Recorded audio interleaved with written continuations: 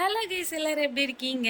இன்னைக்கு காலையிலே எந்திரிச்சு ரங்கோலிலாம் போட்டு சூப்பராக மார்னிங் ரொட்டீன் ஸ்டார்ட் பண்ணியாச்சுங்க.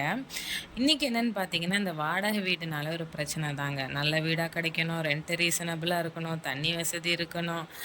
ஸோ இதெல்லாம் வச்சு ஒரு வீடு கிடைச்சாலும் அங்கே உள்ள ஓனர் வந்து நல்லா இருக்கணும். ஓனர் நல்லா இருந்தால் தான் நமக்கு நல்லாயிருக்கும்.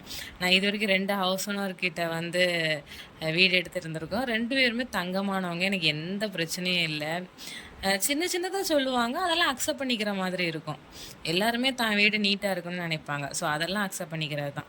இங்கே வந்து பார்த்தீங்கன்னா, 6 வீடு இருக்கு ஒரு காம்பவுண்ட்ல. வாரத்தில ஒவ்வொருத்தங்க சூஸ் பண்ணி கோலம் போடணும். அது ஓகே ஃபைன். எனக்கு ரொம்ப பிடிக்கும். அண்ட் கோலம் போடுறது ஒரு சாதாரண விஷயம். அக்செப்ட் பண்ணிக்கிற ஒரு விஷயம். நம்ம பண்ணிரலாம். வீடு சுத்தமா இருக்கணும்.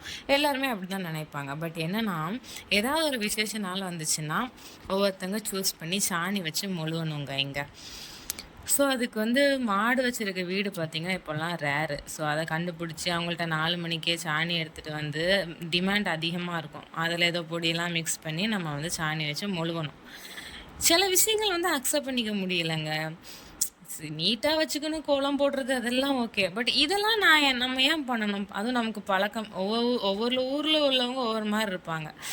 இதெல்லாம் நம்ம ஏன் பண்ணணும்? என் ஹஸ்பண்ட்ட சொன்னா, இத நம்ம அக்செப்ட் பண்ணி தான் ஆகணும். ஒவ்வொரு விஷயம் ஒவ்வொரு வீட்லயும் ஒண்ணு இருக்கும். ஒவ்வொரு ஓனர் இப்படிதான் இருப்பாங்கன்னு சொல்றாங்க. இப்பதான் எனக்கு புரியுது. எல்லாரும் லோன் எடுத்தனாலும் ஏன் சொந்த வீடு கட்டணும்னு ஆசைப்படுறாங்க அப்படின்னு.